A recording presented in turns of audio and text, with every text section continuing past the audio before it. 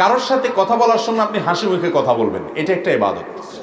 হাসি মুখে কথা বলা, হাসি মুখে কথা বলা মানে আপনাকে কেউ সালাম দিল, আপনি ওয়ালাইকুম আসসালাম রহমতুল্লাহ বললেন এবং তার সাথে কথা বললেন একটু মুস্কি হাসি। মুস্কি হাসি আপনার মুখে ঝুলবে, এই অবস্থায় কথা বলবেন। এমনটা আমিও অনেক সময় করতে চাই, করতে পারি না, নিজের সঙ্গে লড়াই করে অনেক সময় ভুলে যাই, অথচ কঠিন আপনার অনেক অফুরন্ত সওয়াবের ভাগীদার হতে পারে আমরা এমন একটা আমল। নবী করিম সাল্লাল্লাহু আলাইহি ওয়াসাল্লাম বলেছেন, তাবাসসুমুকা আলা ওয়াজহি আখিকা সাদাকা। কোন মুসলমানের সাথে যখন তুমি কথা বলবা, তখন সে হয়তো তোমাকে একটা কথা জিজ্ঞাসা করলো বা সালাম দিল বা কেমন আছেন জিজ্ঞেস করলো, তুমি তার সাথে কথা বলার সময় যদি একটু হাসি মুখে কথা বলো, মুস্কি হাসি তোমার মুখে যদি থাকে, তাহলে এর বিনিময়ে তুমি আল্লাহর কাছে দান করে যে সওয়াব মানুষ পায়, শুধু একটু মুস্কি হাসি দিয়ে তুমি সেই সওয়াব পাইতে পারো। আমাদের দেশে এই আমলটা পাওয়া যায় না। এই আমলটাও আরবে প্রচুর পরিমাণে প্র্যাকটিস আছে। যারা মিডল ইস্টে আছেন বা ছিলেন প্রবাসীরা, তারা জানেন।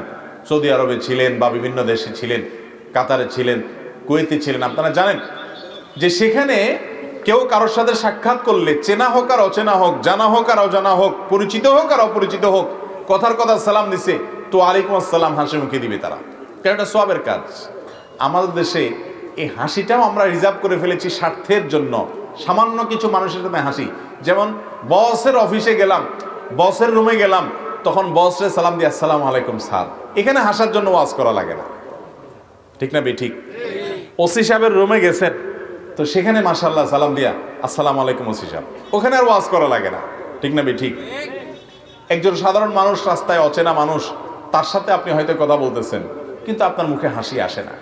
ভাইরা আমার, বিনা কষ্টে সওয়াব পাওয়া যেতে পারে, ইবাদত হতে পারে, এমন একটা ভালো কাজ হলো মানুষের সাথে হাসি মুখে কথা বলা। আমাদের দেশে এখন হাসি মুখে কথা বলাটা এই পরিমাণ হারিয়ে গেছে, মানে এই ম্যানার্স, এই ভদ্রতা শুধু সৌদি আরবে কেন, মিডল ইস্ট কেন, অমুসলিম কান্ট্রিগুলোতে পর্যন্ত, কাফের মুলুকগুলোতে পর্যন্ত, ভিন্ন ধর্মাবলম্বী মানুষদের দেশে পর্যন্ত, তারা মুসলমান না কিন্তু তাদের মধ্যে এই ম্যানার্স আছে। এটা আমাদের সম্পদ ছিল, তাদের মধ্যে আছে, আমরা হারিয়ে ফেলেছি। সেটা কি?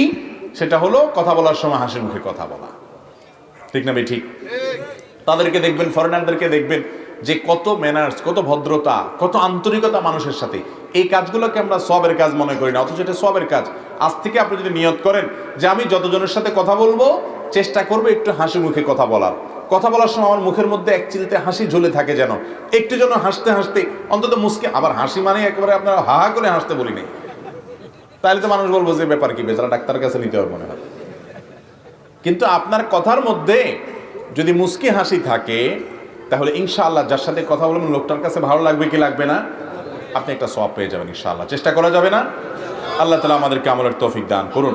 আমাদের দেশে আজকাল এই আমলটা বিশেষ করে কারোর সাথে অপরিচিত অজানা মানুষ হলে কথা বলার সময় হাসি দিয়ে কথা বলাটা, এটা এই পরিমাণ হারিয়ে গেছে যে কেউ যদি হাসে বরং সেটাকে আমরা অনেক সময় দোষ মনে করি কি ব্যাপার, লোকটা হাসে কেন, কোনো সমস্যা নেই, ঠিক না ঠিক?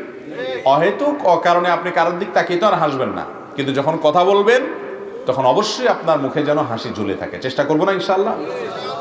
হয়তো ছোট ছোট আমল, কিন্তু ভাইরা আমার, কিয়ামতের ময়দানে যাওয়ার পরে দেখবেন এই ছোট আমলগুলোকে গুরুত্ব দেওয়ার ফলে অনেক দূর অগ্রসর হয়ে গেছেন, আমলনামা সওয়াবে পরিপূর্ণ হয়ে গেছে। আর এই জন্যই শুরুতেই হাদিসটা শুনিয়ে রেখেছি, যেটা সহিহ মুসলিমে বর্ণিত হয়েছে। আবু যর গিফারী রাদিয়াল্লাহু বর্ণনা করেছেন, নবী করিম সাল্লাল্লাহু আলাইহি ওয়াসাল্লাম বলেছেন, লা তুহাক্কিরান্না মিনাল মারুফি শাইআ, কোনো ভালো কাজকে ছোট মনে করবে না, ক্ষুদ্র মনে করবে না, করতে যত সহজ হোক এর বিনিময় আল্লাহর কাছে পাহাড় সম বড় হতে পারে। চেষ্টা করবো তো ইনশাআল্লাহ।